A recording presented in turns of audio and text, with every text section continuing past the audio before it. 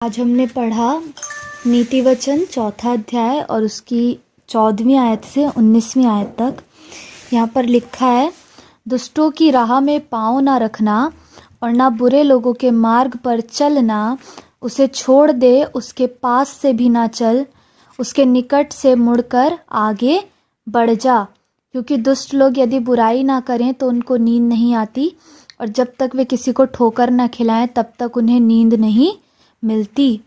तो यहाँ पर हम देख रहे हैं कि परमेश्वर का कलाम कह रहा है कि तुम दुष्टों की राह में भी पाँव ना रखना, क्योंकि जैसी संगति होगी वैसे ही इंसान भी क्या हो जाता है, बनता चला जाता है। कहावतें भी हैं बहुत सारी संगति को लेकर के ना, कि खरबूजे को देखकर खरबूजा रंग बदलता है, बहुत सारी चीज़ें ना। क्यों? क्योंकि ये होता है संसार में कि हम जैसे भी माहौल में रहेंगे हम वैसे ही बनते जाएंगे, है ना। तो इसलिए परमेश्वर का वचन कह रहा है कि दुष्टों की राह में पाँव ना रखना, क्योंकि अगर कोई सही इंसान भी है वो दुष्टों के साथ रहेगा तो वो वैसा ही हो जाएगा, क्योंकि संगति का असर पड़ता है। और कुरिन्थियों में लिखा है कि बुरी संगति जो है वो अच्छे चरित्र को भी बिगाड़ देती है। तो अगर हम बुराई सुनते रहेंगे, बुराई के उसमें ही रहेंगे, तो हमारी संगति, हम भी वैसे ही हो जाएंगे, क्योंकि वही असर हमारे ऊपर भी पड़ेगा। ये बहुत रेयर चांसेस में होता है कि अगर कोई इंसान जब तक कि उसका रिश्ता परमेश्वर के साथ अच्छा नहीं हो तब तक वो पूरे माहौल को बदल नहीं सकता। हम देखते हैं कि बहुत से लोगों को, जैसे बाइबल में हम दानियल को देख लें, है ना, और भी मूसा को देख लें, तो उनका एक ऐसा इफेक्ट पड़ा, उनकी लाइफ इतनी ज़्यादा परमेश्वर के साथ वो लोग कनेक्टेड थे, इतना उनका रिश्ता अच्छा था कि वो क्या बन गए, एक आशीष का कारण बन गए अपनी मेजॉरिटी के लिए, है ना। वो दानियल बंधुआई में गया लेकिन क्या बना, एक आशीष का कारण बना, अपने लोगों को छुड़ाने वाला बना, है ना। तो हम क्या करें कि मतलब दुष्टों की राह में पाँव ना रखने को भी परमेश्वर सिर्फ इसलिए कहता है कि हमारा चरित्र वैसा ना हो जाए जैसा कि उन लोगों का है, क्योंकि वचन में लिखा है कि यदि वो बुराई ना करें तो उनको नींद नहीं आती है, और जब तक वे किसी को ठोकर ना खिलाएं तब तक उन्हें नींद नहीं मिलती। तो जो परमेश्वर के साथ अपना रिश्ता अच्छे से बनाकर चलता है ना, उन्हें ऐसे मज़ा भी नहीं आता कि वो क्या कहते हैं, कभी इसके साथ बैठे बुराई करें, उसके साथ बैठे बुराई करें। वो अपनी ही धुन में रहते हैं, है ना। जब तक परमेश्वर उनसे ना कहे वो क्या नहीं करते, किसी के पास जाते भी नहीं है। इसका उदाहरण हम एलिया की ज़िंदगी में देखते हैं कि एलिया अकाल पड़ा है, कहाँ पर है, वहाँ जो नाला है, सूखा नाला है ना, उसमें बैठा हुआ है वो। क्यों? क्योंकि परमेश्वर ने उससे कहा तू यहीं बैठा रहे, है ना। और फिर जब परमेश्वर उसे आवाज दे रहा है कि जा, अब तू किसके घर जा, विधवा के घर जा, है ना।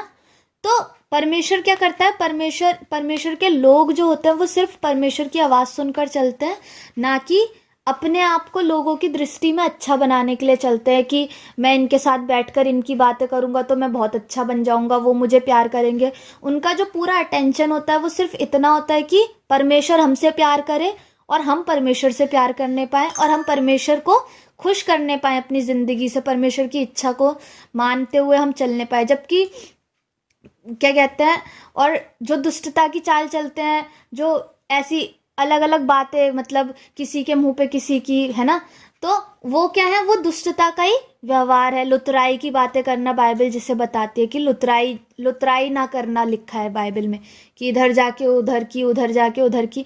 ये सब क्या है, दुष्टों का काम है। तो हमें क्या करना है कि उनके से मार्ग में भी नहीं चलना है, उनकी सी संगति भी नहीं करनी है।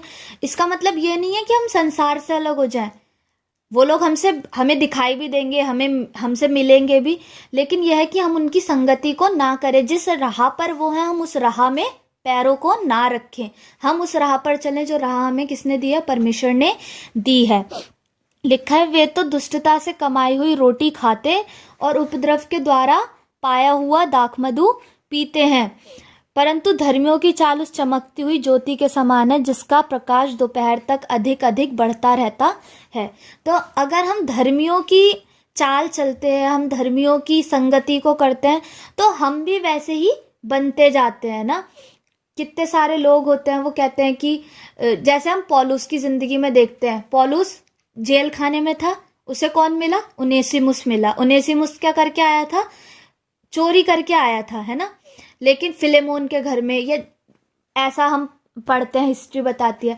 लेकिन उनेसिमुस जब पॉलुस के साथ रहा तो उसका भी स्वभाव क्या हो गया, बदल गया, उसका चरित्र भी क्या हुआ, बदल गया, क्योंकि पॉलुस परमेश्वर के साथ इतना ज्यादा एक स्ट्रॉन्ग रिलेशनशिप में था कि उसकी जिंदगी का असर किस पर पड़ा, उनेसिमुस पर पड़ा, और उसकी जिंदगी क्या हुई, बदल गई। और पॉलुस जो है वो फिर फिलेमोन को क्या करता है, पत्री लिखता है कि तू उनेसिमुस को मतलब माफ कर दे, उसका जो भी देना है वो मैं तुझे भर दूंगा, है ना।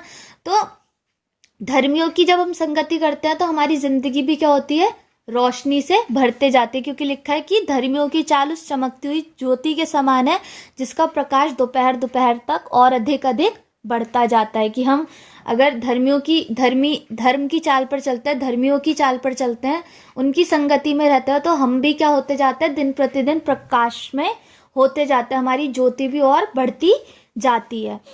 फिर लिखा है 19वीं आयत में, दुष्टों का मार्ग घोर अंधकार है, वे नहीं जानते कि वे किससे ठोकर खाते हैं।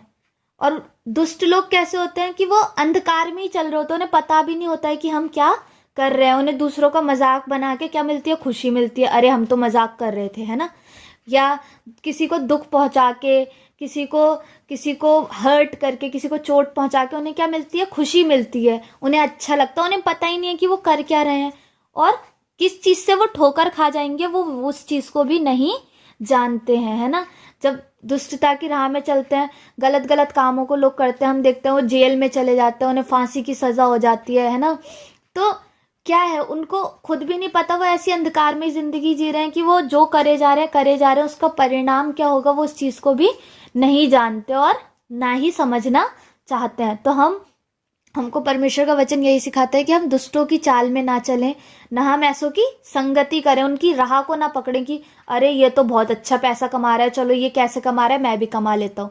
हम इस चीज को ना सोचे, लेकिन हम धर्मियों की संगति को करें, हम धर्मियों की सी चाल को चलें, ताकि हमारा परमेश्वर क्या हो, हमें दिन प्रतिदिन अधिक अधिक हमें ज्योतिर्मय करता जाए, हमारी ज्योति क्या हो, फैलने पाए। तो परमेश्वर हमें ऐसा बनाए कि हम ऐसे बनते चले जाएं, दिन प्रतिदिन प्रभु में आगे बढ़ते चले जाएं। और यहाँ पर एक चीज है कि ज्योति ऐसा नहीं है कि उस लिखा है कि धर्मियों की चाल उस चमकती हुई ज्योति के समान है जिसका प्रकाश दोपहर तक अधिक अधिक बढ़ता रहता है। ऐसा नहीं है कि हम अगर धर्मियों की चाल कर रहे हैं तो हम एक ही दम से ऐसे ब्राइट सूरज जैसे हो जाएंगे कि हमारी बिल्कुल लाइट कोई देख भी नहीं सकता, इतने चमकीले। हम क्या होंगे, धीरे धीरे करके बदलते जाएंगे, वही चीज की हम अंश अंश करके बदलते हैं। हो सकता है हमारे अंदर थोड़ी कमियां हो, वो क्या हो, दिन प्रतिदिन परमेश्वर का रूह हमें क्या करता जाएगा, धोता चला जाएगा, हमें बदलता चला जाएगा, और हमारा प्रकाश क्या हो जाएगा, दिन प्रतिदिन बढ़ता चला जाएगा। तो परमेश्वर हम सभी की जिंदगियों में काम करे और हमें दिन प्रतिदिन अपनी नजदीकी में बढ़ाता जाए, ताकि हम और ज्योतिर्मय होते चले जाए और हम अंधकार में पड़े हुए लोगों के लिए भी एक ज्योति बन सकें। परमेश्वर हम सभी को आशीषित और अनुग्रहित करें, प्रभु यीशु मसीह के नाम से, आमीन।